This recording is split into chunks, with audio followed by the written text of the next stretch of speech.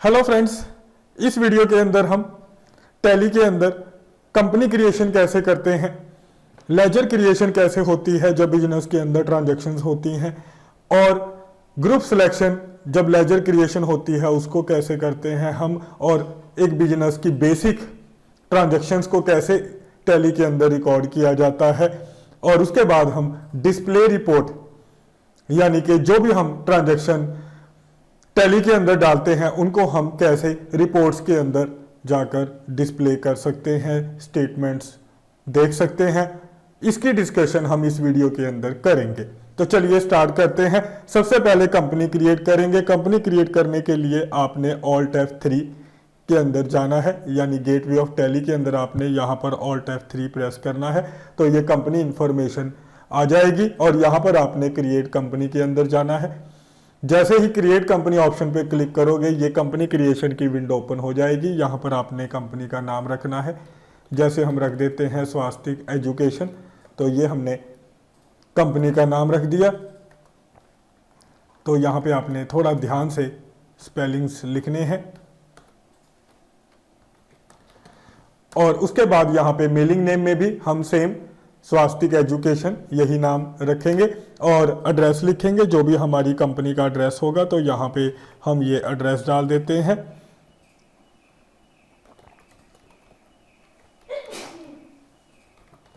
तो मेरे ख्याल से क्लियर है आपको। और यहाँ पर आपने कंट्री सिलेक्ट करना है इंडिया, स्टेट सिलेक्ट करेंगे पंजाब, और पिन कोड डालेंगे हम यहाँ पर। इस तरीके से हमने बेसिक इंफॉर्मेशन कंपनी की डालनी है। यहाँ पर हम फ़ोन नंबर डालेंगे। यहाँ पे अगर हमारी कंपनी का कोई मोबाइल नंबर है तो यहाँ पे आपने ये मोबाइल नंबर डालना है। यहाँ पे फैक्स नंबर, अगर हमारी कंपनी का कोई फैक्स नंबर भी अवेलेबल है तो फैक्स नंबर, ईमेल आईडी हमारी कंपनी का स्वास्तिक एजुकेशन @gmail.com, और वेबसाइट अगर हमारी एक कोई वेबसाइट बनी हुई है कंप्यूटर के ऊपर, इंटरनेट के ऊपर, तो वो डाल सकते हैं हम यहाँ पर स्वास्तिक एजुकेशन नाम से। मान लेते हैं हमने वेबसाइट बना रखी है, और यहाँ पर financial year 1/4/2019, books beginning from 1/4/2019, और इसके बाद यहाँ पर हमने कोई भी सिक्योरिटी कंट्रोल इस ऑप्शन का भी यूज नहीं करना। यहाँ पे करेंसी ऑटोमेटिकली, यहाँ पे ये ऑप्शन जो है वो ऑटोमेटिकली सेट कर रखी है टैली ने, इनको आपको किसी तरह का भी चेंज करके इसमें कोई इफेक्ट नहीं डालना। उसके बाद ये आपकी कंपनी क्रिएट हो जाएगी। तो ये कंपनी क्रिएट हो चुकी है, आप देख सकते हो यहाँ पर लिखा नजर आ रहा है स्वास्तिक एजुकेशन कंपनी। और इसके बाद हम गेटवे ऑफ टैली के अंदर आएंगे, और अब हमने अकाउंट्स यानी कि लेजर क्रिएट करने हैं ट्रांजैक्शन को रिकॉर्ड करने के लिए। तो लेजर क्रिएट करने के लिए अकाउंटिंग इन्फो के अंदर जाएंगे। अकाउंटिंग इन्फो के अंदर यहाँ पर लेजर के अंदर जाना है, और ये अगर आपने सिंगल लेजर बनाना है तो सिंगल लेजर क्रिएट के ऊपर, अगर इकट्ठे लेजर बनाना चाहते हैं हम, अगर इंफॉर्मेशन हमने कम डालनी है लेजर से रिलेटेड तो आप मल्टीपल लेजर क्रिएट कर सकते हैं। अगर आपने डिटेल के अंदर लेजर क्रिएशन करनी है, इंफॉर्मेशन ज्यादा डालनी है लेजर से रिलेटेड, तो आप सिंपल सिंगल लेजर क्रिएशन पे क्लिक कीजिए। यहाँ पे हम लिखेंगे लेजर का नाम, जैसे यहाँ पे हम अकाउंट खोल लेते हैं। थोड़े से मैं आपको खोल के दिखा देता हूं, बाकी मैं वाउचर एंट्री डालते हुए अकाउंट क्रिएट करूंगा। जैसे हम परचेज अकाउंट खोल लेंगे, और यहाँ पे आपने अंडर यानी कि ग्रुप की सिलेक्शन करनी है। तो ऊपर आपने अकाउंट का नाम लिखना है, और यहाँ पर आपने ग्रुप की सिलेक्शन करनी है। जितने भी हमारे ये अकाउंट है इनमें से ही किसी ना किसी ग्रुप के अंदर खुलेंगे, वो मैं आपको बताता जाऊंगा जैसे जैसे मैं अकाउंट खोलता जाऊंगा। जैसे कि परचेज अकाउंट आपने परचेज अकाउंट के अंदर खोलना है, और मेंटेन इन्वेंट्री, अगर हम इन्वेंट्री मेंटेन कर रहे हैं तो इस ऑप्शन को यस रखेंगे, लेकिन फिलहाल अभी हम इन्वेंट्री मेंटेन नहीं कर रहे, इस ऑप्शन को हम नो रखेंगे। बस इतना सा आपने इंफॉर्मेशन डालना है लेजर क्रिएट करते हुए। ऐसे ही हम सेल अकाउंट क्रिएट कर लेते हैं। ये सेल ग्रुप के अंदर जाएगा, तो ये सेल अकाउंट का ग्रुप सेल अकाउंट होगा। तो ये मैं ग्रुप सिलेक्शन करता जाऊंगा, आपने ध्यान से समझते जाना है। Inventory value are affected no रखेंगे, इस ऑप्शन को हम अभी फॉलो नहीं करेंगे क्योंकि हमने इन्वेंट्री मेंटेन नहीं करना। तो ऐसे आपने सारे लेजर यहाँ पे क्रिएट करने हैं, वो हम वाउचर एंट्री टाइम क्रिएट कर लेंगे। तो अगर आपने कोई अपने लेजर जो क्रिएट किए हैं उनको डिस्प्ले करना है, यहां से आप डिस्प्ले कर सकते हैं। जैसे ये हमने परचेज अकाउंट क्रिएट किया था, ये सेल अकाउंट, और जब हम कंपनी क्रिएट करते हैं ये दो अकाउंट, कैश अकाउंट और प्रॉफिट एंड लॉस अकाउंट, ये ऑटोमेटिकली क्रिएट हो जाते हैं। कैश अकाउंट और प्रॉफिट एंड लॉस अकाउंट ये ऑटोमेटिकली क्रिएट हो जाते हैं, और ये परचेज अकाउंट, सेल अकाउंट ये हमने क्रिएट कर लिया है। और अगर हमने किसी भी लेजर के अंदर अल्टरेशन करनी है, कोई चेंजेस करनी है, तो आप अल्टर के अंदर जाकर लेजर के अंदर अगर चाहें चेंजेस करना चाहते हैं तो यहाँ पे आपने उस अकाउंट को सिलेक्ट करना है जिसके अंदर चेंजेस करनी है। जैसे परचेज अकाउंट में तो वहां से यहाँ से चेंजेस कर सकते हैं। जैसे आपने कोई नाम गलत लिख दिया है परचेज अकाउंट का, या लेजर का नाम गलत लिख दिया है तो आप लेजर का नाम ठीक कर सकते हैं। अगर आपने ग्रुप गलत सेलेक्ट कर लिया है तो आप यहाँ से अपना ग्रुप भी चेंज कर सकते हैं। तो अगर आपने लेजर के अंदर जो क्रिएट किया है उसके अंदर कोई चेंजेस करनी है तो वो आप यहां से कर सकते हैं। उसके बाद आगे बढ़ते हैं। लेजर क्रिएट करने के बाद हम इस लेजर क्रिएशन में से बाहर आएंगे और उसके बाद आपने अकाउंटिंग वाउचर के अंदर जाकर एंट्रीज डालनी शुरू कर देनी है।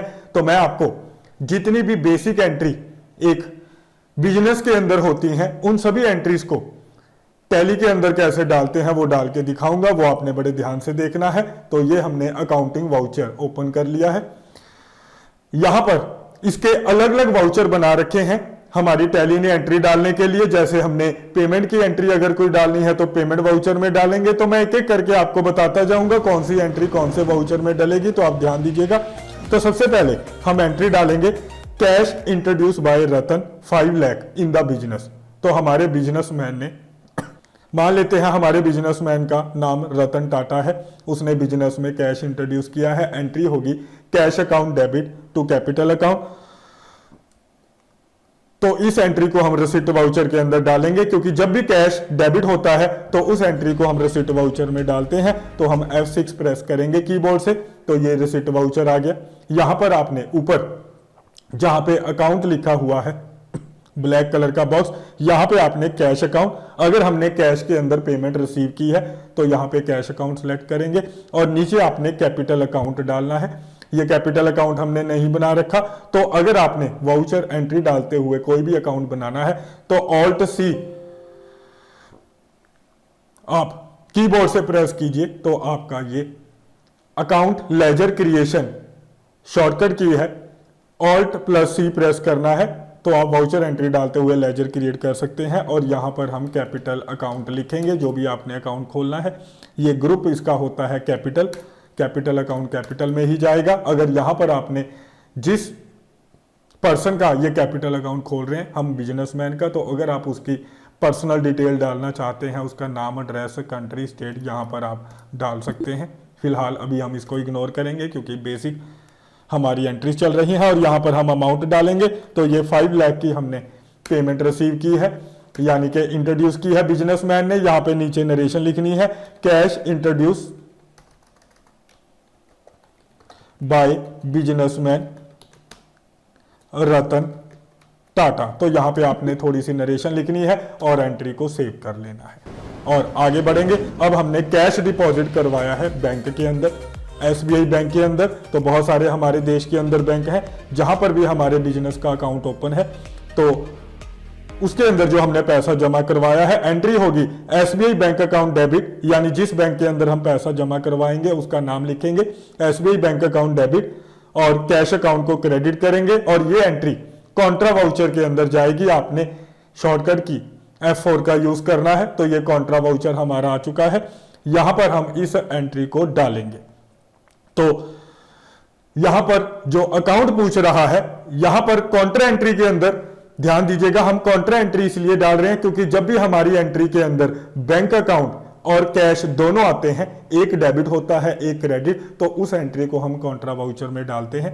और यहां पर आपने जो अकाउंट डेबिट होगा, जैसे इस एंट्री के अंदर SBI बैंक डेबिट है, तो ये SBI बैंक का हम अकाउंट को क्रिएट कर लेते हैं। तो जो भी अकाउंट डेबिट होगा कॉन्ट्रा एंट्री के अंदर, वो आपने डेबिट अकाउंट को डालना है। और कॉन्ट्रा एंट्री कौन सी होती है? जिसके अंदर हमारा बैंक और कैश या दोनों बैंक अकाउंट हो सकता है, हम एक बैंक से दूसरे बैंक में पैसा ट्रांसफर कर रहे हो, तो ये एंट्री भी कॉन्ट्रा एंट्री होती है, जिस एंट्री के अंदर कैश और बैंक दोनों इन्वॉल्व होते हैं, एक डेबिट होता है क्रेडिट, उसको हम कॉन्ट्रा वाउचर में डालते हैं, या हम एक बैंक से दूसरे बैंक में पैसा ट्रांसफर करते हैं, वो एंट्री भी कॉन्ट्रा वाउचर में जाती है। और ये एसबीआई अकाउंट हम बैंक अकाउंट के अंदर खोलेंगे, जितने भी हमारे बैंक अकाउंट होते हैं वो बैंक अकाउंट ग्रुप के अंदर ओपन होते हैं। यहां पर आप अगर बैंक की डिटेल डालना चाहते हैं डाल सकते हैं, और यहां पर हम नीचे जो अकाउंट हमारा क्रेडिट होगा कैश अकाउंट उसको डालेंगे और यहां पर हम अमाउंट डाल देते हैं। तो इस तरीके से हम यहां पे ट्रांजैक्शन रिकॉर्ड करेंगे। यहां पर आपने कोई इंफॉर्मेशन नहीं डालनी। और यहां पर देखिए, ध्यान दीजिए स्टूडेंट, जब हम बैंक के अंदर पैसा जमा करवाएंगे तो यहाँ पे डिनोमिनेशन डालेंगे कि 2000 के हमने कितने नोट जमा करवाए हैं। जैसे हम 100 नोट 2000 के सबमिट करवा देते हैं, 1000 के इग्नोर कर देते हैं, 100 के हमने यानी 500 के हमने 200 जमा करवाए हैं, और यहां पे 1000 हमारे पास 100 के। तो इस तरीके से आपने यहां पे डिनोमिनेशन डालनी है जब हम बैंक में पैसा जमा करवाते हैं। और जिस बैंक में पैसा जमा करवाया है यहां पे आप उसका नाम लिखना चाहें लिख सकते हैं, इग्नोर करना चाहें इग्नोर कर सकते हैं। नरेशन लिखेंगे, cash deposited into SBI bank. तो मेरे ख्याल से क्लियर है कैसे हम कॉन्ट्रा एंट्री डालते हैं। जिस एंट्री के अंदर बैंक और कैश दोनों, एक डेबिट एक क्रेडिट, तो उस एंट्री को हम कॉन्ट्रा वाउचर में डालते हैं। और आगे हमने नेक्स्ट एंट्री के अंदर फर्नीचर परचेज किया है कैश के अंदर, एंट्री होगी furniture account debit to cash account, और ये हम पेमेंट वाउचर के अंदर एंट्री डालेंगे। जब भी हमारी एंट्री के अंदर कैश क्रेडिट होता है, जब भी हम कोई पेमेंट करते हैं, ये आप कह सकते हो, उस एंट्री को हम ये F5 वाउचर के अंदर डालेंगे। और यहां पर अकाउंट के अंदर हम सिलेक्ट करेंगे, अगर हमने कैश में पेमेंट की है तो कैश अकाउंट सेलेक्ट कर लेंगे, और अगर हमने चेक के जरिए पेमेंट की है एसबीआई बैंक, यानी जिस बैंक का हमने चेक दिया उस बैंक को हम यहां से सिलेक्ट करेंगे। यानी जब हम पेमेंट वाउचर में एंट्री डालेंगे, यहां पर अकाउंट के अंदर आपने कैश, अगर कैश में पेमेंट की है कैश सेलेक्ट करेंगे, अगर चेक के जरिए तो बैंक। और उसके बाद यहाँ पे फर्नीचर अकाउंट हमने नहीं बना रखा, फर्नीचर अकाउंट हम बना लेते हैं, और ये फर्नीचर हमारा जाएगा फिक्स एसेट के अंदर। तो ये हमारा फिक्स एसेट के अंदर जाता है, हमारी फिक्स एसेट होती है। और यहाँ पे हम अमाउंट डाल देते हैं 20,000 का हमने ये फर्नीचर खरीदा है। नरेशन के अंदर आप डाल दीजिए फर्नीचर परचेज इन कैश, कि हमने ये फर्नीचर कैश के अंदर खरीदा है। और उसके बाद हमने फ्रेंड्स बिल्डिंग परचेज की है क्रेडिट के ऊपर। तो इस एंट्री को हम क्रेडिट के ऊपर जब हम बिल्डिंग परचेज करते हैं, एंट्री होगी building account debit to, creditor का नाम है जिससे बिल्डिंग खरीदी है राज बिल्डर्स, तो एंट्री होगी building account debit to Raj builder. यानी जब भी हम कोई एसेट क्रेडिट पे खरीदते हैं तो जो एसेट खरीदेंगे उसको डेबिट करेंगे, और ये हमारी एक लायबिलिटी है, राज बिल्डर को पैसे देने हैं तो लायबिलिटी को हम क्रेडिट करेंगे। और जितनी भी हम ये क्रेडिट के ऊपर एसेट खरीदते हैं इसको हम जर्नल वाउचर के अंदर यानी F7 के अंदर इस एंट्री को डालेंगे। तो ये जर्नल वाउचर हमने ओपन कर लिया है। यहां पे Alt+C प्रेस करके हम बिल्डिंग अकाउंट क्रिएट कर लेते हैं। तो ये बिल्डिंग अकाउंट हमारा फिक्स एसेट के अंदर आएगा। ये भी तो फिक्स एसेट के अंदर हमने क्रिएट कर लिया। अमाउंट है जो बिल्डिंग खरीदी है 4 लाख की बिल्डिंग खरीदी है, और यहाँ पे 2 लिखेंगे। जहां पे ये बाय लिखा हुआ है 2 का मतलब क्रेडिट होता है, क्रेडिट करेंगे हम राज बिल्डर्स को। तो ये राज बिल्डर का अकाउंट भी जिससे हमने ये बिल्डिंग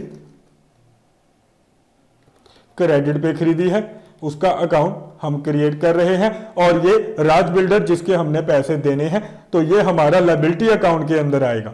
ये देखिए यहां पे हमारे पास ये ऑप्शन होती है करंट लायबिलिटी, तो आप इसको करंट लायबिलिटी के अंदर डाल सकते हैं, क्योंकि हमने इसकी पेमेंट मान लेते हैं 3-4 महीने में कर देनी है। तो जितनी भी हमारी लायबिलिटी शॉर्ट पीरियड की होती हैं, जो भी हमने शॉर्ट पीरियड में लायबिलिटी पे करनी होती है, तो उनको हम करंट लायबिलिटी के अंदर डालते हैं। तो ये हमने राज बिल्डर को करंट लायबिलिटी में डाला, और ये एंट्री आप देख सकते हो जर्नल में डाल दी है। यहां पे लिखेंगे purchase building from Raj builders, और इस तरीके से ये हमने एंट्री को सेव कर लिया। और उसके बाद हमने चेक के जरिए परचेज की है goods, purchase goods 40,000, payment made by cheque. Entry होगी परचेज अकाउंट डेबिट। जब भी हम गुड्स की परचेज करते हैं तो याद रखना है, जब हम एसेट की परचेज करते हैं एसेट को डेबिट करते हैं, लेकिन जब हम गुड्स की परचेज करते हैं, जिन गुड्स को हम सेल करते हैं बिजनेस के अंदर, तो उस केस के अंदर हम परचेज को डेबिट करेंगे। और हमने चेक से पेमेंट की है एसबीआई बैंक के जरिए, तो एसबीआई बैंक को क्रेडिट करेंगे अमाउंट 40,000, और इस एंट्री को हम पेमेंट वाउचर के अंदर डालेंगे। जब भी हम कह सकते हैं कैश क्रेडिट होता है या बैंक क्रेडिट होता है, तो पेमेंट वाउचर में हम उस एंट्री को डालते हैं। और अगर फ्रेंड्स, अगर आप इस एंट्री को परचेज वाउचर में डालना चाहते हैं तो आप इस एंट्री को परचेज वाउचर में भी डाल सकते हैं। तो परचेज वाउचर में डालने के लिए यहां पर ये देखिए परचेज वाउचर आ गया। यहां पर आपने सप्लायर का नंबर यानी कि बिल नंबर लिखना है। जब भी हम गुड्स परचेज करते हैं बिल नंबर लिखा जाता है। यहां पे डेट आएगी और यहां पे ये देखिए पार्टी नेम के अंदर आप यहां पे एसबीआई अकाउंट सेलेक्ट कर सकते हैं अगर हमने चेक के जरिए पेमेंट की है। यानी जब भी हम गुड्स परचेज करते हैं उसको हम परचेज वाउचर में भी डाल सकते हैं, पेमेंट वाउचर में भी डाल सकते हैं एंट्री को। और अगर हमने कैश में गुड्स परचेज की हैं तो हम यहां पे कैश को सिलेक्ट कर। तो स्टूडेंट, हम इसके अंदर एसबीआई अकाउंट को सिलेक्ट करेंगे और यहां पर अगर आप थोड़ी डिटेल डालना चाहते हैं डाल सकते हैं, अभी हम इसको इग्नोर करेंगे। और परचेज की है हमने, परचेज अकाउंट को हम यहां पे डेबिट करेंगे यानी कि पर्टिकुलर कॉलम के अंदर डालेंगे और यहां पे हम अमाउंट डाल देते हैं जो हमने गुड्स परचेज की हैं। तो फ्रेंड्स, अमाउंट डालेंगे 40,000 की कि हमने ये गुड्स जो परचेज की हैं चेक के जरिए पेमेंट की है, 40,000 अमाउंट है। और यहां पर आपने बैंक डिटेल को सिलेक्ट करना है कि जब हम पेमेंट करते हैं चेक के जरिए, यानी कि यहाँ पे आपको पता है कई तरह से हम पेमेंट कर सकते हैं। बैंक ने बहुत तरह की फैसिलिटीज हमें प्रोवाइड की हैं पेमेंट करने के लिए।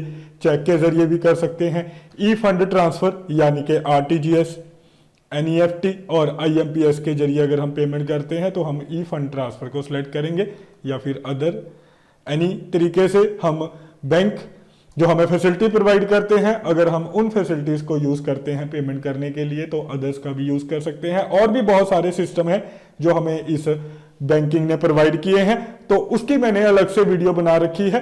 अगर आप उसको देखना चाहते हैं कि कैसे हम डिफरेंट वेज से पेमेंट कर सकते हैं जो हमें बैंक की तरफ से प्रोवाइड किए गए हैं, लेकिन इसके अंदर हमने चेक के जरिए पेमेंट की है तो चेक को सिलेक्ट करेंगे और यहाँ पे चेक नंबर लिखेंगे। तो ये 6 डिजिट का हमारा चेक नंबर होता है। जो चेक के ऊपर हमने डेट डाली होगी वो हम यहाँ पे डालेंगे। यहाँ पे हम अभी मान लेते हैं 1 अप्रैल को हमने ये चेक इशू किया है और पेमेंट की है। यहाँ पे लिखेंगे नरेशन के अंदर purchase goods and payment made by cheque. I think मेरे ख्याल से आपको समझ में आ गया है। और इसके बाद एंट्री को सेव करेंगे। नेक्स्ट एंट्री हमारी है purchase goods on credit from Mohanlal. तो अब हमने गुड्स क्रेडिट के ऊपर खरीदी हैं, तो जब भी हम गुड्स को क्रेडिट के ऊपर खरीदते हैं इस एंट्री को हम हमेशा परचेज वाउचर के अंदर डालते हैं। जैसे कि मैंने आपको बताया, अगर हमने कैश में परचेज की है या चेक के जरिए पेमेंट की है गुड्स परचेज करते हुए तो आप उसको पेमेंट वाउचर में डाल सकते हो, लेकिन अगर हम क्रेडिट के ऊपर परचेज करते हैं तो इस एंट्री को हम पेमेंट वाउचर में डालेंगे। तो ये परचेज वाउचर में डालेंगे और ये परचेज वाउचर हमने ऑलरेडी खोल रखा है। यहाँ पे सप्लायर का इनवॉइस नंबर डालेंगे, यहाँ पर हम डेट डालते हैं, जो हमारी डेट बिल नंबर पर यानी इनवॉइस नंबर पर जो डेट होती है वो डेट डालेंगे और यहाँ पे हम पार्टी सिलेक्ट करेंगे जिसको हमने यानी पेमेंट करनी है, जिससे हमने गुड्स परचेज की है। और एक खास बात ध्यान दीजिए फ्रेंड्स, जब हम ये एंट्री डालते हैं वाउचर के अंदर टैली के अंदर, तो अगर आपने डेट को चेंज करना है तो आपने F2 प्रेस करना है। जैसे ही आप कीबोर्ड से F2 प्रेस करोगे आपके सामने ये वाउचर डेट का छोटा सा बॉक्स ओपन होगा। यहां पर जिस डेट की एंट्री आपने डालनी है वो डेट यहां पर आप डाल सकते हो। तो यहाँ पे हम 1 अप्रैल कर देते हैं, 1 अप्रैल 2019। तो यहाँ से आप ऐसे डेट चेंज करके एंट्री डाल सकते हैं। तो जब भी हम एंट्री डालते हैं वाउचर एंट्री तो सबसे पहले हमने डेट को ही चेंज करना होता है। तो आगे बढ़ते हैं, यहाँ पे पार्टी अकाउंट क्रिएट करेंगे। हमने ये जो गुड्स परचेज की हैं मोहनलाल से की हैं, तो एंट्री होगी purchase account debit to Mohanlal. तो परचेज अकाउंट डेबिट होगा, मोहनलाल क्रेडिट होगा, तो मोहनलाल का अकाउंट हम खोल लेते हैं, मोहनलाल अकाउंट खोल लेंगे। और जितनी भी हम गुड्स परचेज, ध्यान दीजिए फ्रेंड्स, जितनी भी हम गुड्स की परचेज क्रेडिट के ऊपर करते हैं, और जब हम पार्टी का अकाउंट खोल लेंगे जिससे हमने गुड्स परचेज की हैं, तो इसको हम सन्ड्री क्रेडिटर ग्रुप के अंदर सेलेक्ट करते हैं।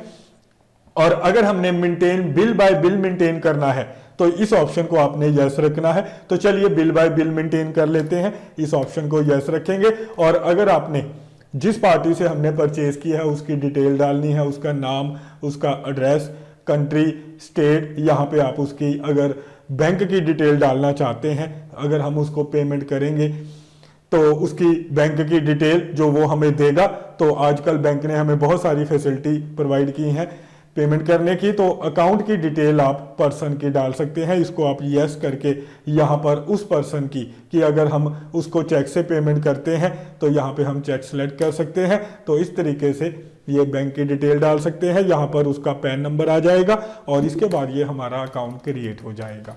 और यहाँ पे हम परचेज अकाउंट को फिर एक बार सेलेक्ट करेंगे और यहाँ पर अमाउंट हमारे पास 1 लाख रुपीस। और यहाँ पे ये देखिए बिल वाइज डिटेल के अंदर जब भी हम परचेज करते हैं तो यहाँ पे ये 4 ऑप्शन है बिल वाइज डिटेल के अंदर, जब आप बिल के बेस पे एंट्री डालोगे। और कई बार फ्रेंड्स ध्यान दीजिए, ये कई बार ये ग्रे स्क्रीन नहीं आ रही होती, तो अगर ये ग्रे स्क्रीन नहीं आ रही बिल वाइज डिटेल तो आपने ये चेक करना है। परचेज वाउचर के अंदर यहाँ पे F12 प्रेस करना है, इसके अंदर ये ऑप्शन होती है use default for bill allocation, इस ऑप्शन को आपने नो रखना है। इसका मतलब ये है कि हम ये जो बिल नंबर है बाय डिफॉल्ट जो टैली डालेगी वो नहीं डालना चाहते, हम अपना बिल नंबर डालना चाहते हैं, तो इस ऑप्शन को आपने नो रखना है।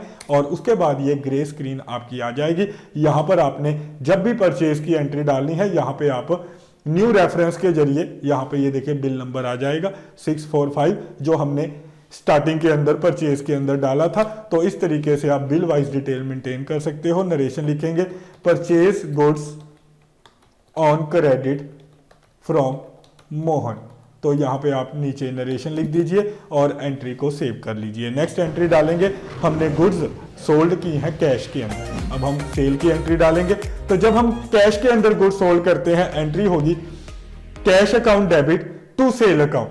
तो कैश जब भी डेबिट होगा, मैंने आपको बताया था, हम इस एंट्री को रिसिप्ट वाउचर में भी डाल सकते हैं। और जितनी भी सेल की, यानी जब हम गुड्स की सेल करते हैं, फ्रेंड्स ध्यान से सुनिए, जब हम गुड्स की सेल करते हैं तो उन एंट्री को हम चाहे कैश में सेल करें, चाहे हमें चेक रिसीव हो यानी बैंक के जरिए हमें पेमेंट रिसीव हो, या हम क्रेडिट पे सेल करते हैं तो उसको हम इस सेल वाउचर के अंदर डाल सकते हैं।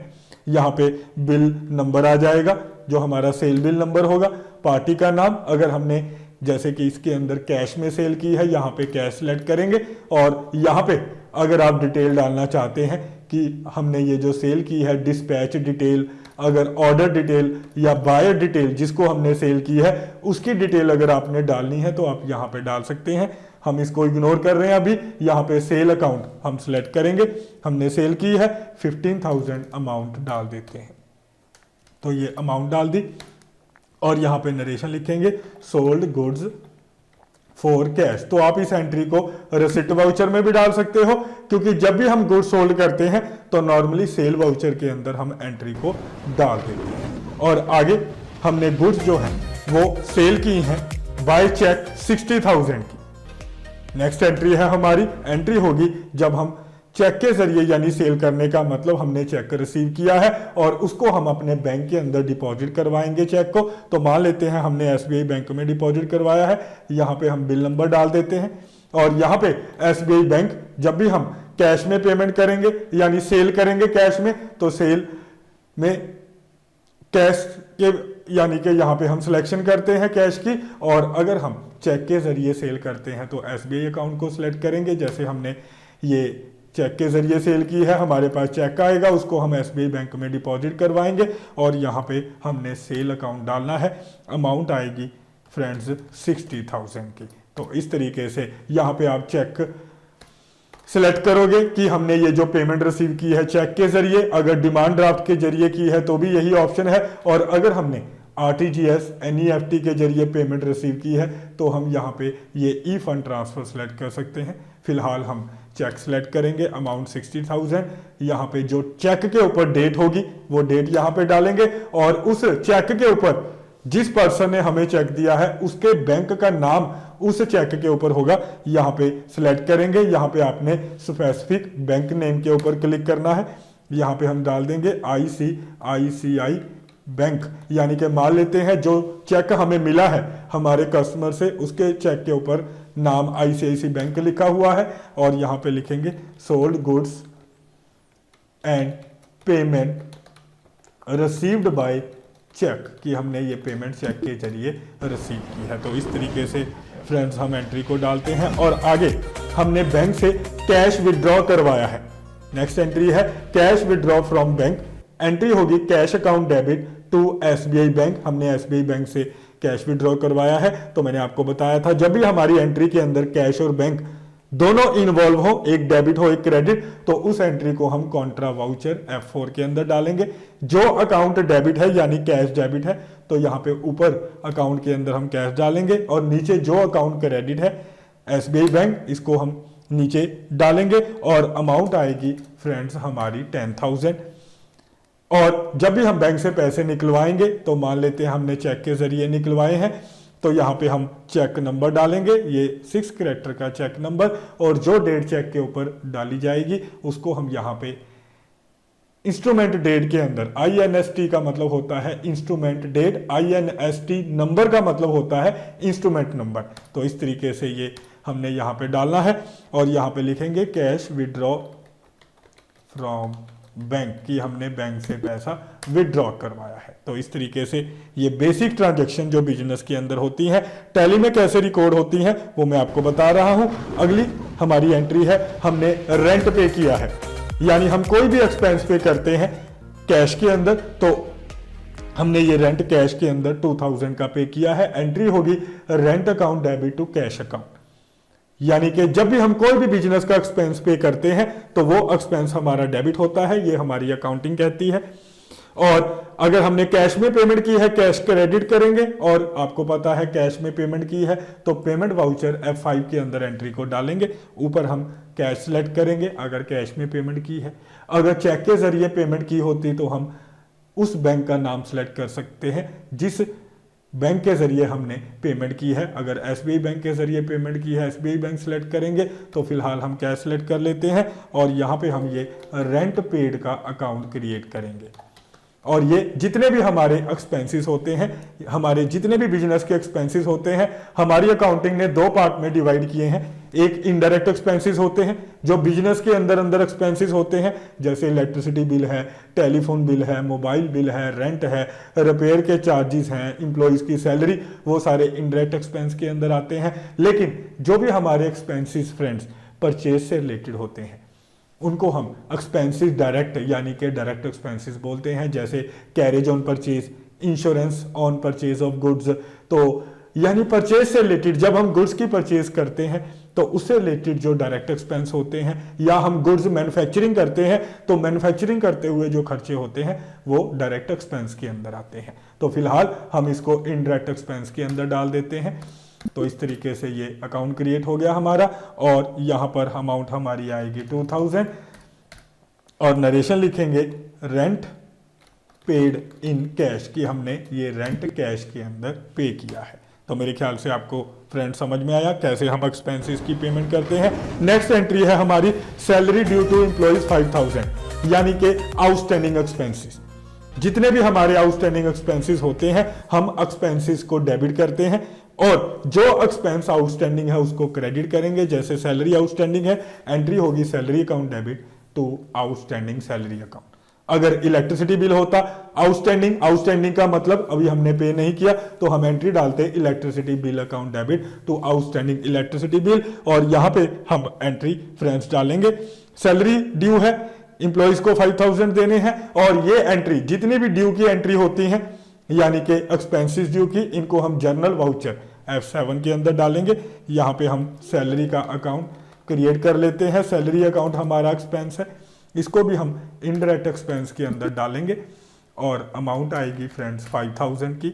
यहाँ पे 2 डालेंगे और ये आउटस्टैंडिंग एक्सपेंसेस यानी आउटस्टैंडिंग सैलरी अकाउंट, ये हमारी लायबिलिटी है, हमने पे करनी है और ये हमारी एक तरह की शॉर्ट टर्म लायबिलिटी होती है। तो जितनी भी हमारी शॉर्ट टर्म लायबिलिटीज होती हैं उनको हम फ्रेंड्स करंट लायबिलिटी के अंदर, ये पड़ा है करंट लायबिलिटी के अंदर, उसको डालते हैं।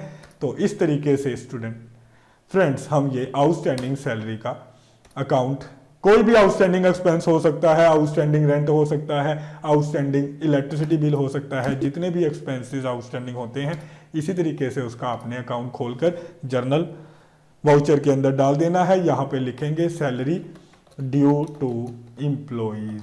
तो मेरे ख्याल से फ्रेंड्स आपको क्लियर है कैसे हमने इस एंट्री को रिकॉर्ड करना है। नेक्स्ट एंट्री है commission received in cash, amount है 1000 यानी एक तरह की इनकम, इनडायरेक्ट इनकम जो हमने ये कमीशन रिसीव्ड की है। तो इस एंट्री को हम डालेंगे, कैश रिसीव किया है तो कैश अकाउंट डेबिट करेंगे, कमीशन रिसीव्ड क्रेडिट होगा। जितनी भी हमारी ये इनकम होती है, कमीशन रिसीव्ड, रेंट रिसीव्ड, हमारी इनकम, इनको क्रेडिट करते हैं हम, इनको हम रिसिप्ट वाउचर के अंदर डालेंगे क्योंकि कैश डेबिट है। तो यहाँ पे कैश सेलेक्ट करेंगे और अगर हमने चेक के जरिए पेमेंट रिसीव की है तो हम SBI बैंक सेलेक्ट कर सकते हैं। तो फिलहाल कैश अकाउंट सेलेक्ट करेंगे और अकाउंट खोलेंगे, कमीशन रिसीव्ड अकाउंट। तो यहाँ पे हमने कमीशन रिसीव्ड अकाउंट खोलना है और ये कमीशन रिसीव्ड, ध्यान दीजिए फ्रेंड्स, जितनी भी हमारी बिजनेस की इनकम होती है वो 2 पार्ट्स के अंदर हमारी अकाउंटिंग डिवाइड करती है। एक होती है हमारी डायरेक्ट इनकम, एक होती है हमारी इनडायरेक्ट इनकम। तो ये पड़ा है इनडायरेक्ट इनकम। तो डायरेक्ट इनकम का मतलब कि जो जिस तरह का हम बिजनेस कर रहे हैं, मान लीजिए हमारा जो बिजनेस मेन बिजनेस है उससे होने वाली इनकम हमारी डायरेक्ट इनकम होती है।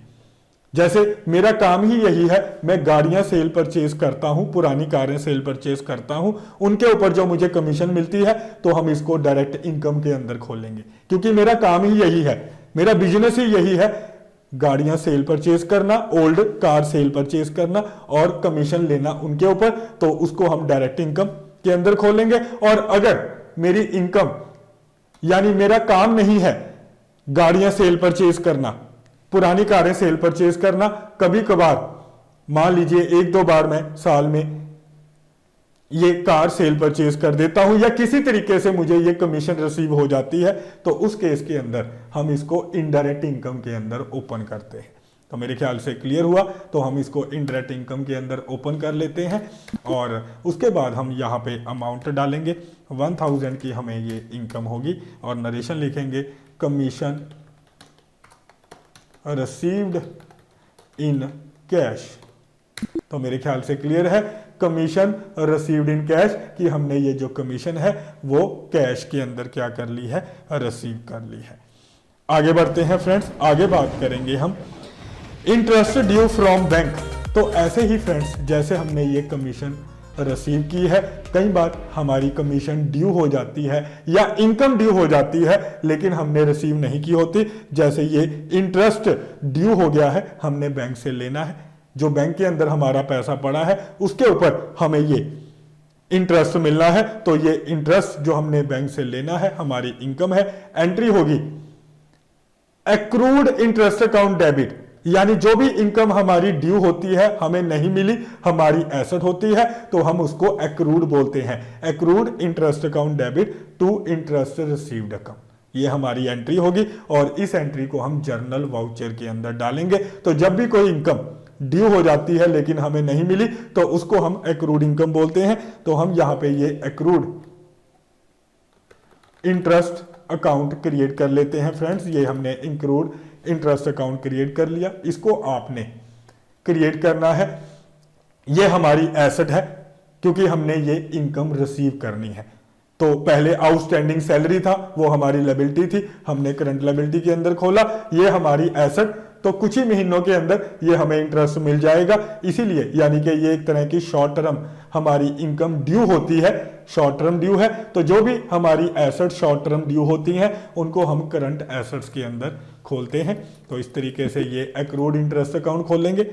अमाउंट आएगी हमारी ये 4000 की, तो ये 4000 अमाउंट आएगी और यहाँ पे हम क्रेडिट करेंगे इंटरेस्ट रिसीव्ड को। तो यहाँ पे हमने इंटरेस्ट रिसीव्ड हमारी इनकम है, इनडायरेक्ट इनकम है, तो इसको हम इनडायरेक्ट इनकम में डालेंगे, क्योंकि ये हमें इरेगुलर बेसिस पर जो इनकम होती है, आप ये कह सकते हो, उसको हम इनडायरेक्ट इनकम के अंदर डालते हैं, और जो रेगुलर बेसिस पर इनकम होती हैं उनको हम डायरेक्ट इनकम के अंदर डाल देते हैं। तो आप शॉर्ट के अंदर ये कह सकते हैं, और यहां पे नरेशन लिखेंगे, इंटरेस्ट ड्यू फ्रॉम बैंक। तो मेरे ख्याल से फ्रेंड्स आपको क्लियर है। नेक्स्ट एंट्री है हमारी rent bill paid in advance, यानी कि हमारे बिजनेस में हमारा जो लैंडलॉर्ड है उसको हमने ये जो रेंट है वो एडवांस में पे कर रखा है, एडवांस में पे कर दिया है।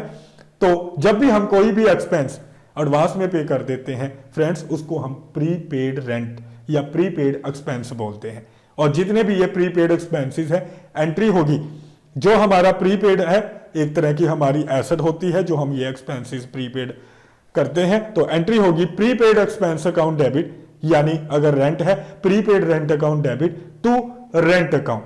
और ये एंट्री को हम जर्नल वाउचर के अंदर एक बार फिर डालेंगे, और यहां पे हम क्रिएट करेंगे प्रीपेड, कोई भी एक्सपेंस हमारा प्रीपेड होता है तो हम उसको प्रीपेड एक्सपेंस जो भी होगा उसको डेबिट करेंगे, प्रीपेड रेंट अकाउंट डेबिट। ये भी हमारा करंट एसेट होता है, करंट एसेट के अंदर डालेंगे इसको, करंट एसेट में डाल दिया। अमाउंट आएगी ये हमारी 800 की ये अमाउंट है, और क्रेडिट करेंगे हम रेंट को। ये रेंट अकाउंट हमने ऑलरेडी बना रखा है, रेंट पेड, जो भी हमारा एक्सपेंस होगा वो क्रेडिट हो जाएगा, और प्रीपेड रेंट डेबिट, यानी कि जब भी हमारा कोई एक्सपेंस प्रीपेड होता है, रेंट पेड इन एडवांस। तो इस तरीके से हम ये एंट्री डालते हैं।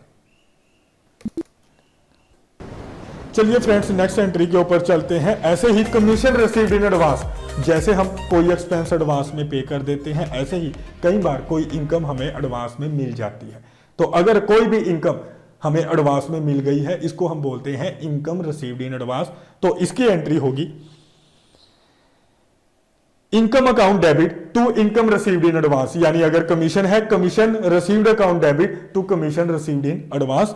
तो हम यहां पे डालेंगे कमीशन रिसीव्ड, हमने अकाउंट ऑलरेडी बना रखा है, यानी कि इनकम को हम डेबिट कर देंगे जो हमने एडवांस में रिसीव कर रखी है, और ये एंट्री भी जर्नल वाउचर के अंदर डालेंगे, अमाउंट 3000, और क्रेडिट करेंगे हम, एक अकाउंट खोलेंगे नया, commission received in advance account. तो ये हम अकाउंट खोल देते हैं, और ये हमारा आएगा इनडायरेक्ट, सॉरी ये आएगा हमारा करंट लायबिलिटी के अंदर। जो भी इनकम हम एडवांस में रिसीव कर लेते हैं, तो जब भी हम उस इनकम का एडवांस अकाउंट खोलते हैं, जैसे rent received in advance, commission received in advance, तो उसको हम फ्रेंड्स करंट लायबिलिटी के अंदर खोलेंगे।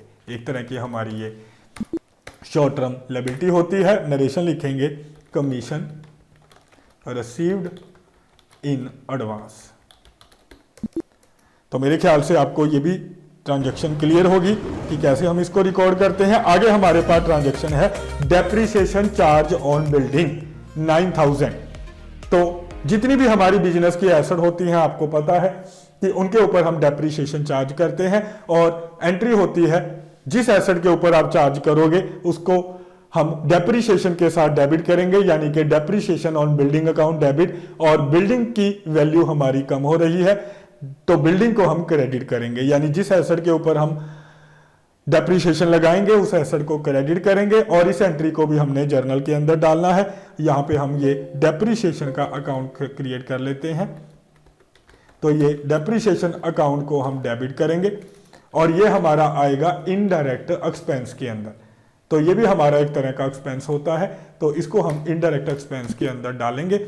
अमाउंट आएगी हमारी 9000, तो ये 9000 अमाउंट डाल देते हैं। और हमारी बिल्डिंग अकाउंट, बिल्डिंग के ऊपर लगाई है तो हम बिल्डिंग को क्रेडिट करेंगे, अमाउंट आएगी 9000। नरेशन लिखेंगे डेप्रिसिएशन चार्ज ऑन बिल्डिंग। तो मेरे ख्याल से फ्रेंड्स आपको क्लियर है कैसे हम ये डेप्रिसिएशन चार्ज करते हैं। आगे हमारे पास एंट्री है sold goods on credit to Mukesh. हमने क्रेडिट के ऊपर सेल की है मुकेश को, तो जब भी हम गुड्स सोल्ड करते हैं, क्योंकि हमने यहाँ पर गुड्स सोल्ड की हैं क्रेडिट के ऊपर, तो इसको हम सेल वाउचर के अंदर एंट्री डालेंगे। यहाँ पे रेफरेंस नंबर में बिल नंबर लिखेंगे, पार्टी का नाम यहाँ पे हम क्रिएट कर लेते हैं मुकेश,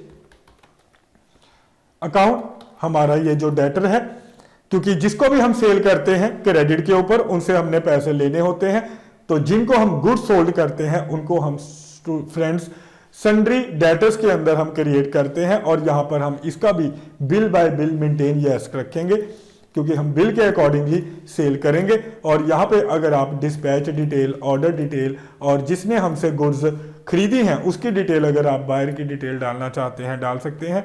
यहाँ पे सेल अकाउंट को क्रेडिट करेंगे और ये अमाउंट आएगी हमारे पास 15,000 की। और यहाँ पे फिर एक बार आप देख सकते हो बिल वाइज डिटेल आ चुका है। अगर ये बिल वाइज डिटेल की आपके सामने ऑप्शन नहीं आ रही तो आपने यहाँ पे सेल वाउचर के अंदर F12 प्रेस करके इस ऑप्शन को use default for bill allocation, इसको आपने नो रखना है। और इसके बाद आपने यहाँ पे बिल नंबर डाल के, जो भी हमारा बिल नंबर है तो वो बिल नंबर यहाँ पे आप डाल के एंट्री को सेव कर सकते हैं। और नरेशन आप अपने आप लिख लीजिएगा, थोड़ा टाइम सेव करेंगे हम, ताकि हम अपनी ट्रांजैक्शन को ज़्यादा से ज़्यादा सीख सकें। आगे बढ़ते हैं। आगे हमने कैश रिसीव्ड किया है मुकेश से 10,000 का, और हमने उसको डिस्काउंट अलाउ किया है। तो जब हम फ्रेंड्स कैश रिसीव करते हैं तो उस टाइम जो हम डिस्काउंट अलाउ करते हैं, ये हमारे बिजनेस का एक्सपेंस है। एंट्री होगी cash account debit, discount allow account debit to Mukesh account.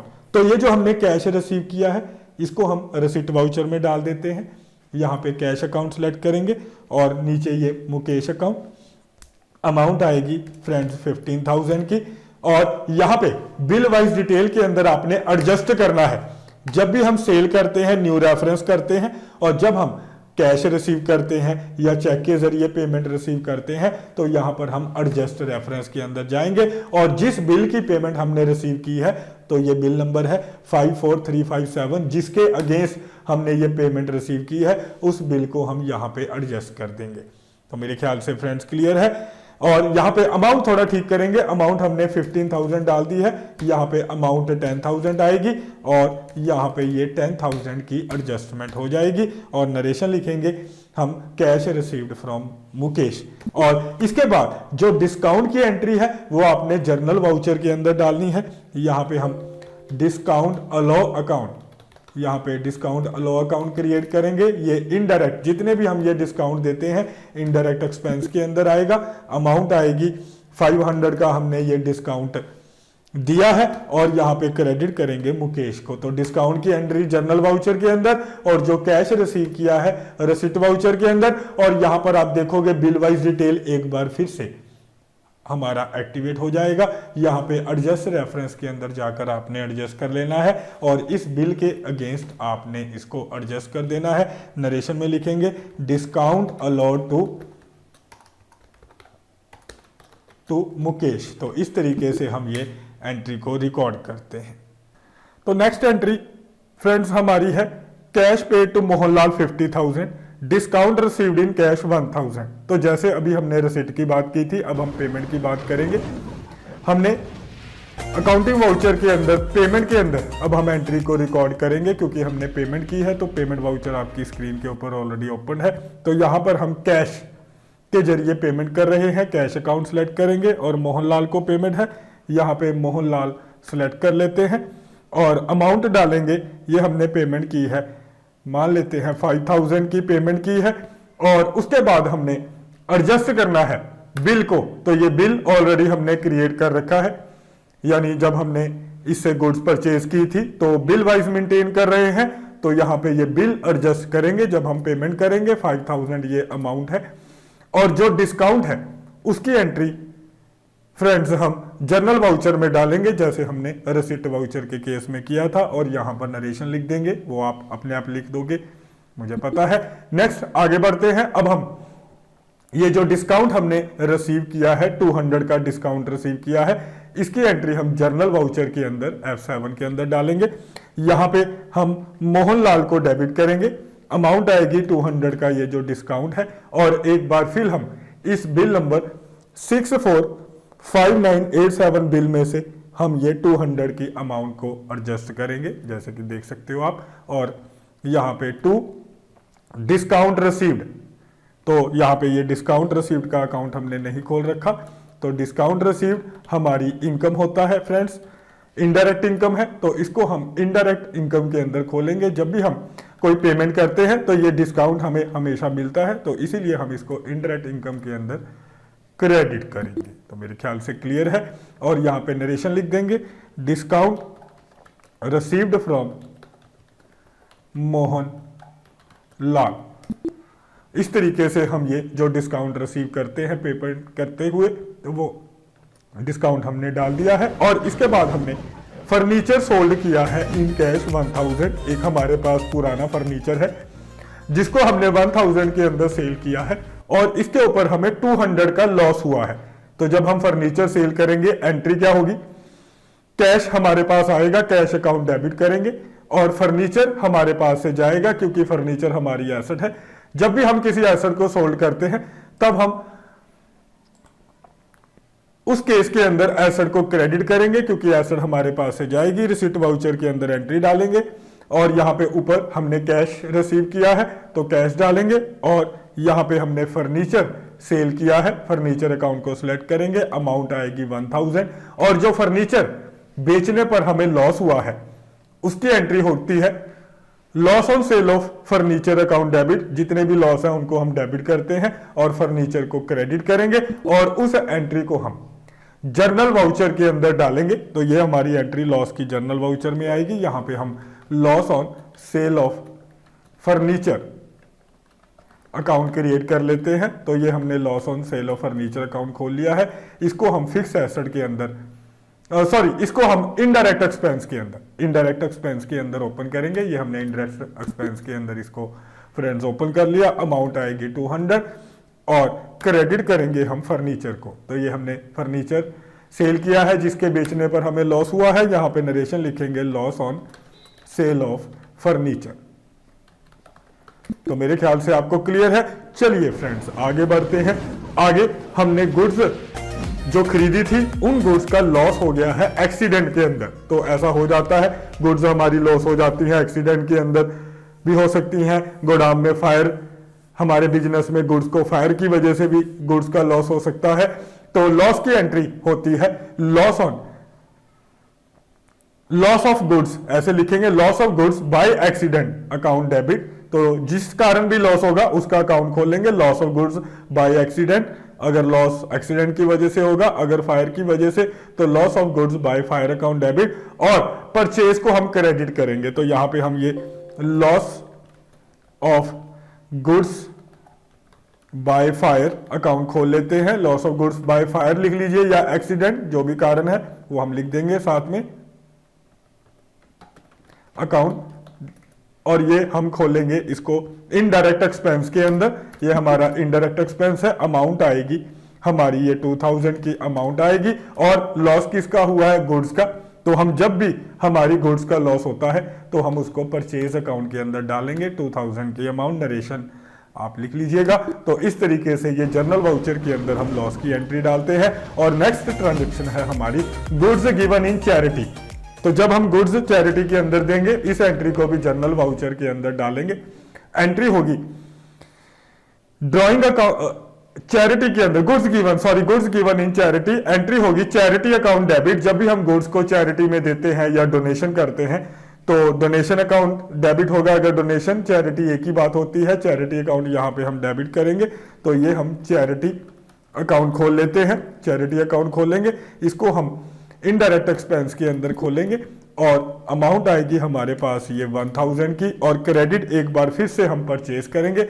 जब भी हम गुड्स को चैरिटी में देते हैं तो हम परचेज को क्रेडिट करते हैं। तो ये एंट्री भी हमारी जर्नल वाउचर के अंदर आएगी। तो हमने इस एंट्री को भी जर्नल वाउचर के अंदर डाल दिया है। और आगे है goods withdraw for personal use 6000, यानी हमने गुड्स को अपने पर्सनल यूज के लिए विड्रॉ किया है बिजनेस में से। जब भी कोई गुड्स या कोई कैश पर्सनल यूज के लिए विड्रॉ होता है तो हम ड्राइंग अकाउंट को डेबिट करेंगे, और अगर गुड्स विड्रॉ हुई हैं तो परचेज को क्रेडिट करेंगे। ये एंट्री भी हम जर्नल वाउचर में डालेंगे और यहाँ पे हम ये ड्राइंग अकाउंट खोलेंगे और ये ड्राइंग अकाउंट खुलता है कैपिटल के अंदर। तो ये आपने याद रखना है, ड्राइंग कैपिटल के अंदर खुलेगा। ये पर्सनल अकाउंट होता है बिजनेसमैन का। अमाउंट आएगी 6000 की, ये गुड्स उसने विड्रॉ की हैं और क्रेडिट करेंगे हम परचेज को, क्योंकि अगर गुड्स विड्रॉ हुई हैं परचेज को क्रेडिट, और अगर कैश उसने विड्रॉ किया है तो इस एंट्री को, अगर कैश विड्रॉ होगा कैश क्रेडिट होता है तो पेमेंट वाउचर में डालेंगे, लेकिन ये एंट्री जर्नल वाउचर के अंदर आएगी। चलिए फ्रेंड्स आगे बढ़ते हैं। Goods use in office as expenses, तो हम अपने ही बिजनेस की गुड्स को, मान लेते हैं मेरा प्रिंटिंग स्टेशनरी का बिजनेस है और मैंने अपने ही बिजनेस के पेन पेंसिल पेपर बिजनेस के अंदर as a printing stationery use कर लिया, तो उस केस के अंदर हम जर्नल वाउचर के अंदर ही एंट्री डालेंगे। एंट्री होगी प्रिंटिंग एंड स्टेशनरी अकाउंट। हम खोलेंगे printing and stationery account, debit होगा। ये हमारे बिजनेस का एक्सपेंस बन जाएगा, क्योंकि हमने अपने ही बिजनेस की गुड्स को एज अ एक्सपेंस यूज कर लिया। तो जब भी हम कोई भी गुड्स को एज अ एक्सपेंस यूज कर लेते हैं तो उस एक्सपेंस को आपने डेबिट करना है और इसको हम इनडायरेक्ट एक्सपेंस के अंदर डालेंगे। फ्रेंड्स अमाउंट आएगी, ये हमारे पास 600 की अमाउंट है, तो यहाँ पे 600 डालेंगे और क्रेडिट आपने परचेज अकाउंट को करना है। तो इस एंट्री को भी जर्नल वाउचर के अंदर डालेंगे। जो एक्सपेंस होगा डेबिट होगा और बिजनेस की गुड्स हमने पर्सनल यूज के लिए यूज की है तो परचेज को हम क्रेडिट करेंगे। और ऐसे ही अगर हम अपने बिजनेस की गुड्स को बिजनेस की एसेट बनाने के लिए यूज कर लेते हैं, जैसे हमने अपने ही बिजनेस के अंदर जो हम वुड, मान लेते हैं हमारा वुड सेल परचेज का बिजनेस है, हम लक्कड़ सेल परचेज करते हैं और अपने ही बिजनेस की वुड को, गुड्स को हमने एज अ फर्नीचर बिजनेस के अंदर रखने के लिए बना लिया, तो इस एंट्री को भी हम यहीं डालेंगे। और यहाँ पे हमें फर्नीचर अकाउंट खोलने की जरूरत नहीं, ऑलरेडी खोल रखा है। तो जो भी एसेट हमने बनाई है तो उसको हम डेबिट करेंगे। फर्नीचर अकाउंट डेबिट, अमाउंट आएगी 20,000, हमने अपनी ही वुड को बिजनेस के अंदर यूज किया और हमारी ये परचेज क्रेडिट होगी। इस तरीके से हम जब अपने ही बिजनेस की गुड्स को अपनी एसेट बना लेते हैं, यानी कि कोई फर्नीचर, बिल्डिंग या कुछ भी बना लिया हमने एसेट, तो उस एसेट को डेबिट करेंगे और purchase credit entry journal voucher के अंदर रिकॉर्ड होगी। नेक्स्ट एंट्री है हमारे पास purchase goods for 10,000 in cash and trade discount 10%। तो आपको पता है जब हम गुड्स परचेज करते हैं तो हमें ट्रेड डिस्काउंट मिलता है, तो ये ट्रेड डिस्काउंट हम डिडक्ट करके जो नेट अमाउंट आएगी उसकी एंट्री रिकॉर्ड करेंगे, यानी कि 10,000 के ऊपर 10%, 1,000 का जो हमें डिस्काउंट मिलेगा ये माइनस करने के बाद हम इस एंट्री को, कैश में हमने पेमेंट की है, पेमेंट वाउचर में डाल देते हैं। अमाउंट कैश यहाँ पे सिलेक्ट करेंगे और परचेज अकाउंट, और अमाउंट यहाँ पे 10,000 आएगी, सॉरी 9,000 आएगी। अमाउंट 10,000 है, उसमें से हम जो ट्रेड डिस्काउंट है 10% वो माइनस कर देंगे, यानी कि 1,000 माइनस हो जाएगा और जो नेट अमाउंट बच जाएगी 9,000, उस अमाउंट की हम एंट्री को रिकॉर्ड करेंगे। तो मेरे ख्याल से फ्रेंड्स क्लियर है कैसे हम इस एंट्री को रिकॉर्ड करेंगे। और नेक्स्ट है, हमने गुड्स सोल्ड की हैं और पेमेंट हमने चेक के जरिए रिसीव की है, अमाउंट है 20,000 की और ट्रेड डिस्काउंट हमने दिया है 20%। तो फ्रेंड्स वही कहानी कि हमने ट्रेड डिस्काउंट जो है वो रिसीव किया है और ये रिसिप्ट की एंट्री है, चेक के जरिए पेमेंट आई है, तो आप इस एंट्री को सेल वाउचर में भी डाल सकते हैं, मैं आपको बता चुका हूं। लेकिन अब हम इसको रिसिप्ट वाउचर में यहाँ पे डाल देते हैं SBI बैंक के जरिए, यानी कि ये जो चेक रिसीव किया है हम मान लेते हैं हम SBI बैंक में जमा करवाएंगे, तो हमारे SBI अकाउंट में पैसे आएंगे, सेल को हम क्या करेंगे, क्रेडिट करेंगे, ये आपको पता है। और अमाउंट आएगी 20,000 की सेल हुई है, 20% ट्रेड डिस्काउंट है, 4,000 का ट्रेड डिस्काउंट, तो 20,000 में से ट्रेड डिस्काउंट फ्रेंड्स 4,000 माइनस करने के बाद हमारे पास ये 16,000 की अमाउंट आ जाएगी और ये पेमेंट हमने चेक के जरिए रिसीव की है। तो अगर चेक के जरिए की है तो चेक सिलेक्ट कर लेंगे, अगर ई फंड ट्रांसफर है, RTGS के जरिए है, NEFT के जरिए है, तो आप ई फंड ट्रांसफर सिलेक्ट कर सकते हैं। तो हम ये चेक सिलेक्ट करेंगे, यहाँ पे चेक के ऊपर जो डेट होगी वो डेट डालेंगे और मान लेते हैं उसने जो हमें चेक दिया है वो HDFC बैंक का दिया है, तो यहाँ पे उस बैंक का नाम लिखेंगे जो चेक के ऊपर बैंक का नाम लिखा होगा। तो ये हमने रसीद की है और ट्रेड डिस्काउंट हमने दिया है। नेक्स्ट एंट्री है हमारी गुड्स रिटर्न्ड बाय मुकेश। तो कई बार आपको पता है फ्रेंड्स कि कस्टमर को गुड्स पसंद नहीं आती तो वो हमें गुड्स रिटर्न कर देते हैं, तो इसे हम जर्नल वाउचर के अंदर डालेंगे। एंट्री होगी जब सेल रिटर्न की एंट्री होती है, यानी मुकेश ने हमें गुड्स रिटर्न की हैं हमारे बिजनेस को, ये सेल रिटर्न की एंट्री है। तो एंट्री होगी सेल रिटर्न अकाउंट डेबिट। तो ये सेल रिटर्न का हम अकाउंट क्रिएट कर लेते हैं। सेल रिटर्न का अंडर ये खुलेगा हमारा सेल के अंदर, और उसके बाद अमाउंट आएगी हमारे पास 500 और क्रेडिट करेंगे हम मुकेश को, जिससे हमने ये गुड्स जिसने हमें वापस की हैं, और एडजस्ट करेंगे बिल को जब सेल रिटर्न होती है। तो ये बिल के अगेंस्ट हमने सेल की थी, जिस बिल का नंबर था 54357, इसमें से ये 500 हम एडजस्ट कर दें। तो मेरे ख्याल से फ्रेंड्स आपको क्लियर है। और आगे हमें goods return to Mohanlal 200 given है, यानी पहले हमें मुकेश ने गुड्स रिटर्न की थी, अब हमने मोहनलाल को गुड्स रिटर्न की हैं, 200 की गुड्स रिटर्न की हैं। तो मोहनलाल को हम डेबिट करेंगे, अमाउंट आएगी 200, आपको पता है। और उसके बाद हम ये बिल में से एडजस्ट करेंगे 200 की अमाउंट को, तो जिस बिल के अगेंस्ट हमने परचेज की थी उसमें से एडजस्ट करेंगे, और यहाँ पे हम ये परचेज रिटर्न अकाउंट को क्रेडिट करेंगे। तो ये परचेज रिटर्न अकाउंट अलग अकाउंट हमने खोला है।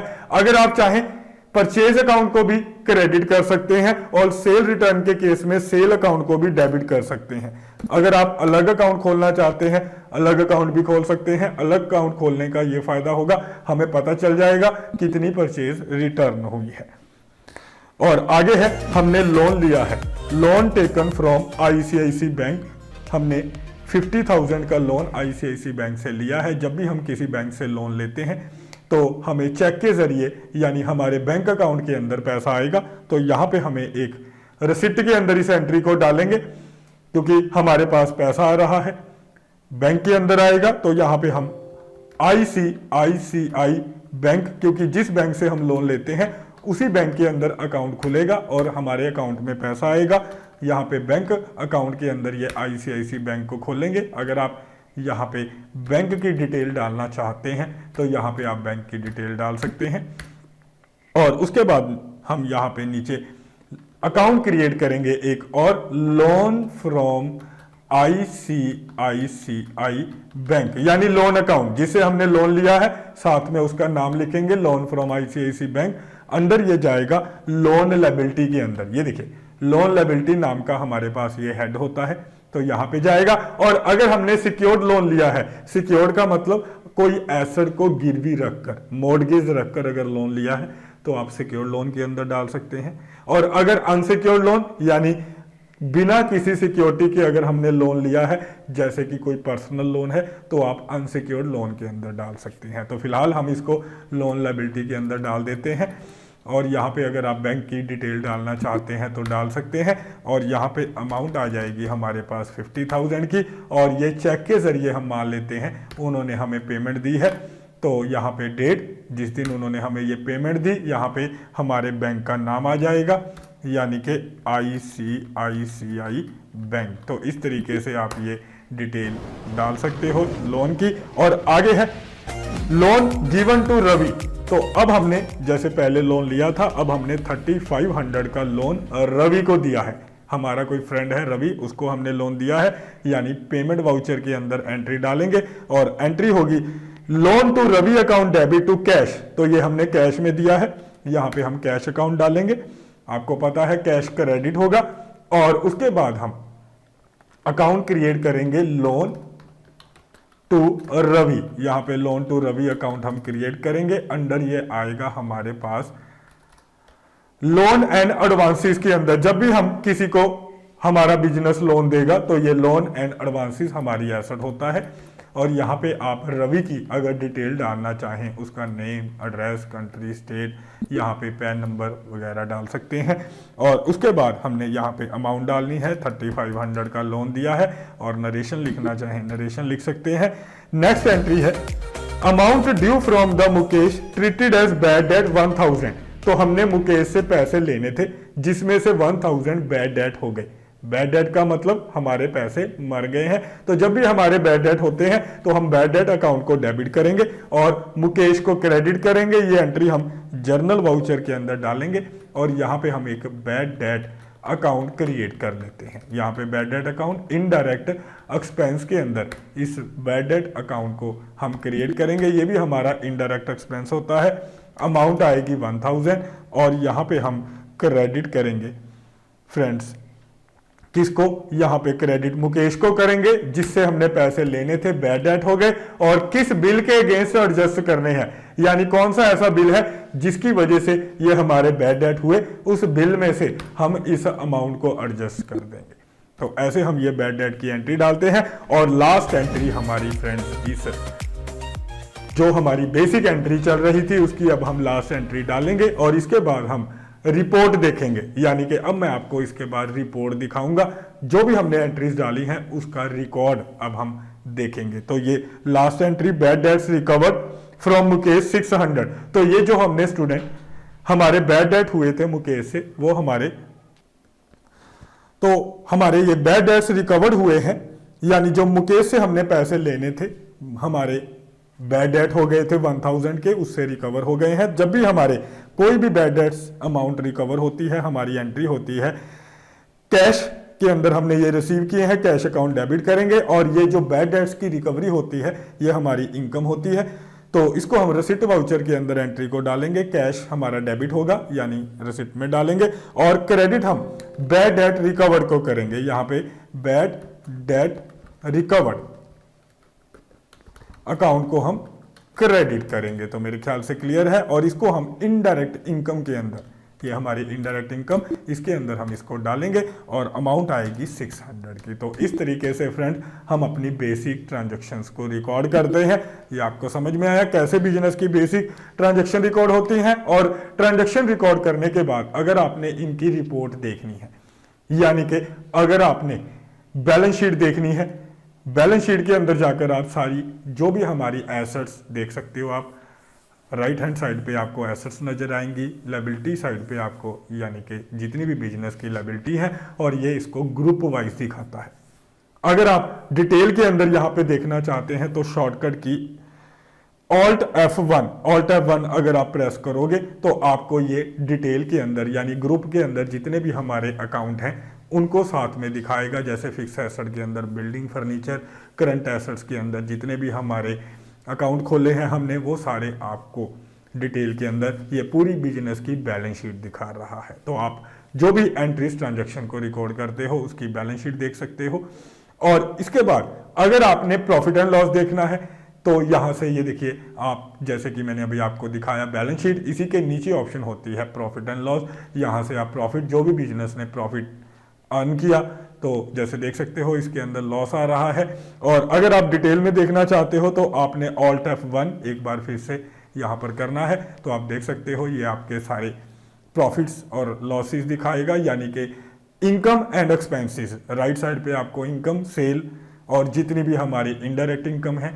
लेफ्ट साइड के ऊपर आपको ये जितने भी हमारी परचेजेस और एक्सपेंसेस बिजनेस के वो दिखाएगा। तो ऐसे हम ये प्रॉफिट एंड लॉस अकाउंट देखते हैं। और ऐसे ही स्टूडेंट फ्रेंड्स, अगर आपने डिस्प्ले के अंदर अगर आप जाओगे, यहाँ पे आप फर्दर इंपॉर्टेंट डिटेल, अगर डिटेल के अंदर आपको सारी इंफॉर्मेशन चाहिए, स्टेटमेंट देखनी है, जैसे ट्रायल बैलेंस देखना है, तो ये अब आपको ट्रायल बैलेंस दिखा रहा है, जिसके अंदर आपको सारे बिजनेस के जो अकाउंट्स हमने ओपन किए हैं उनके ग्रुप वाइज क्लोजिंग बैलेंस दिखाएगा। और अगर आपने लेजर वाइज देखना है, जो हमने अकाउंट क्रिएट किए हैं, तो आपने F5 प्रेस करना है। अब ये आपको सारे के सारे क्लोजिंग बैलेंस लेजर वाइज दिखा रहा है। और अगर आपने पर्टिकुलर ग्रुप के क्लोजिंग बैलेंस देखने हैं ट्रायल बैलेंस के अंदर, तो आपने F4 प्रेस करना है। यहाँ पे जैसे आपको फिक्स एसेट्स के, तो यहाँ पे ये सारे ग्रुप आ गए हैं, हमारे अकाउंटिंग के जितने भी ग्रुप हैं, यहाँ पे हमें ये फिक्स एसेट के ग्रुप के बेस पे यानी कि क्लोजिंग बैलेंस ट्रायल बैलेंस के अंदर दिखाएगा। और ऐसे ही डे बुक के अंदर जितनी भी आपने ट्रांजैक्शन रिकॉर्ड की हैं, पेमेंट की ट्रांजैक्शन, सेल की ट्रांजैक्शन, जर्नल वाउचर, वो सारी ट्रांजैक्शन आपको दिखाएगा। और अगर आपने किसी पर्टिकुलर डेट की एंट्रियां देखनी है, जैसे आपने 2 अप्रैल, 3 अप्रैल की, तो आपने कीबोर्ड से F2 प्रेस करना है।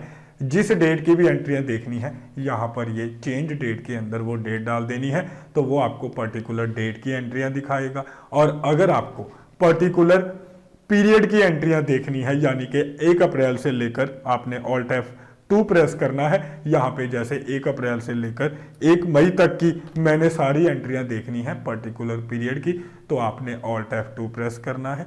और अगर आपने एक पर्टिकुलर वाउचर की एंट्रियां देखनी है, जैसे मैं F4 प्रेस करूंगा यहां पर, तो आप ये पर्टिकुलर वाउचर यानी मुझे परचेज वाउचर की सिर्फ एंट्रियां देखनी है, तो ये सिर्फ परचेज वाउचर की एंट्रियां दिखा रहा है। अगर आप फिर से F4 प्रेस करोगे, अगर आपको सेल वाउचर की एंट्रियां देखनी है तो सेल वाउचर की एंट्रियां देख सकते हैं। अगर आपको इसी तरीके से अगर आपको जर्नल वाउचर की एंट्रियां देखनी है तो आप जर्नल वाउचर की एंट्रीज को देख सकते हैं। तो मेरे ख्याल से फ्रेंड्स आपको क्लियर है कैसे हम डे बुक के अंदर एंट्रीज को देखते हैं। और आगे बढ़ेंगे अकाउंट बुक्स के अंदर। आप देख सकते हो जितने भी हमने अकाउंट बुक्स के अंदर अकाउंट्स क्रिएट कर रखे हैं, जैसे कैश और बैंक अकाउंट की डिटेल अगर आपको देखनी है तो यहाँ पे कैश और बैंक की डिटेल देख सकते हो। ये देखिए ये कैश अकाउंट, और नीचे जितने भी हमारे बैंक हैं, बैंक ग्रुप के अंदर जो हमने ओपन किए हैं, ICICI bank account, SBI bank account, उनकी यहाँ पे आपको डिटेल दिखाएगा। जैसे आपको कैश की डिटेल देखनी है तो ये आपको मंथली दिखाएगा। अप्रैल की रिसिप्ट पेमेंट, मई की, जून की, हर महीने की आप रिसिप्ट पेमेंट अलग चेक कर सकते हो। अगर आप अप्रैल के ऊपर एंटर करोगे तो यहाँ पे ये आपको कैश अकाउंट ओपन कर देगा। अप्रैल का 1 अप्रैल से लेकर 30 अप्रैल तक की ये पूरे 1 महीने की आपको एंट्रीज दिखा रहा है। और अगर आपने किसी भी एंट्री के ऊपर रखकर एंटर किया तो अब आपको ये उस एंट्री को जो आपने एंट्री डाली थी वो दिखाएगा। अगर आप इसमें कोई चेंजेस करना चाहते हैं, कोई अमाउंट के अंदर, एनीथिंग यू कैन चेंज, आप कर सकते हैं।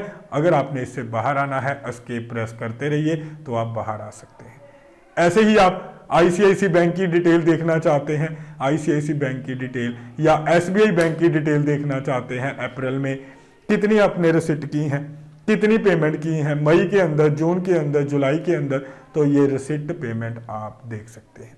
ऐसे ही लेजर के अंदर चलेंगे।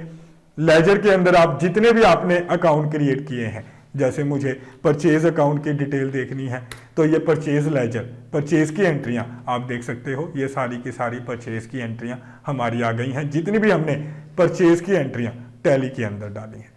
अगर आपको सेल की एंट्रियां देखनी है, सेल अकाउंट की सारी एंट्रियां आ गई हैं। तो ये बहुत ही इंपॉर्टेंट पार्ट है हमारे अकाउंटिंग का, ये लेजर। इसके अंदर आपने जितने भी अकाउंट क्रिएट किए हैं उनकी सारी डिटेल आप यहां पर देख सकते हैं। और ऐसे ही अगर आपने ग्रुप वाइज समरी देखनी है, जैसे मुझे फिक्स एसेट की, जितने भी हमारे फिक्स एसेट के अंदर अकाउंट ओपन है उनके क्लोजिंग बैलेंस, जैसे ये बिल्डिंग अकाउंट आ गया, ये फर्नीचर अकाउंट आप देख सकते हो। ऐसे ही अगर आपने सारे इनडायरेक्ट एक्सपेंसेस की क्लोजिंग डिटेल, ये जितने भी आपके इनडायरेक्ट एक्सपेंसेस हैं उनकी डिटेल, जैसे अगर आप यहाँ पे हम रेंट के ऊपर क्लिक करेंगे तो यहाँ पे आपको ये मंथली यानी कि एक्सपेंसेस की आपको मंथली डिटेल बताएगा। अप्रैल के अंदर कितने एक्सपेंसेस हमने पे किए रेंट से रिलेटेड, मई के अंदर, जून के अंदर, तो यहाँ पर आप आगे मंथली डिटेल देख सकते हो। अगर आप फिर एंटर करोगे तो ये आपको उसके अकाउंट के अंदर ले जाएगा।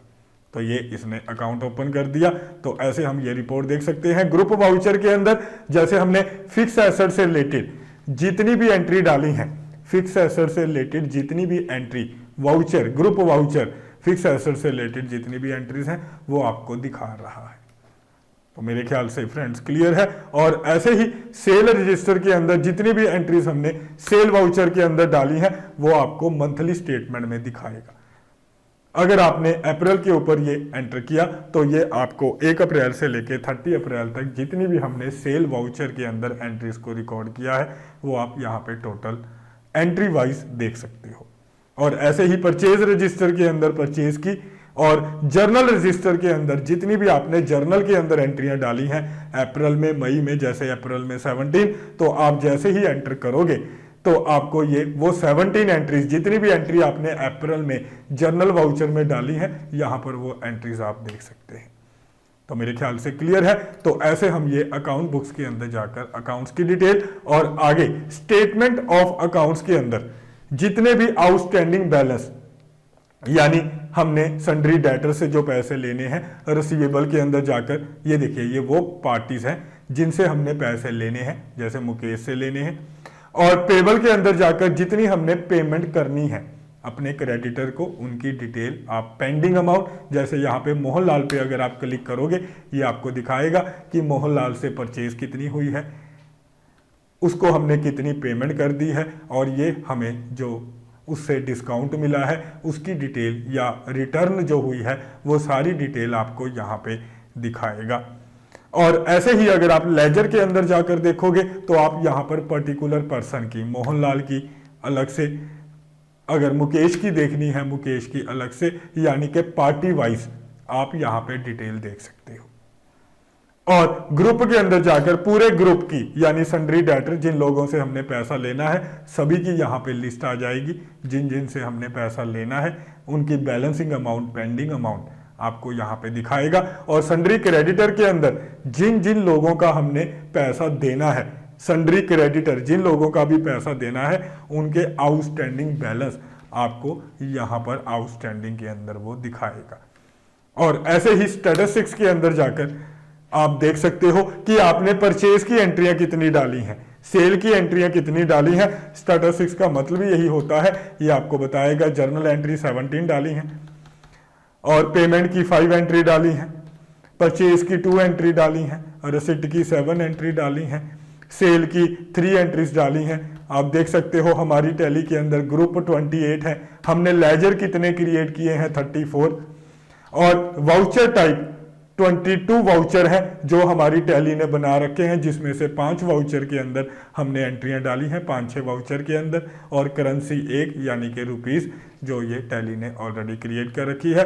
यानी कि आप यहाँ पे अपनी एंट्रीज की डिटेल देख सकते हो। अगर आप एंटर करोगे तो आपको यहाँ पे ये दिखाएगा मंथ वाइज कि आपने ये एंट्रीज कौन कौन से मंथ में कितनी कितनी डाली हैं। और अगर यहाँ पर आप मंथ पे भी एंटर करोगे तो ये अब आपकी एंट्रीज को दिखाएगा डिटेल के अंदर। तो इस तरीके से फ्रेंड्स आप यहाँ से स्टैटिस्टिक्स देख सकते हो।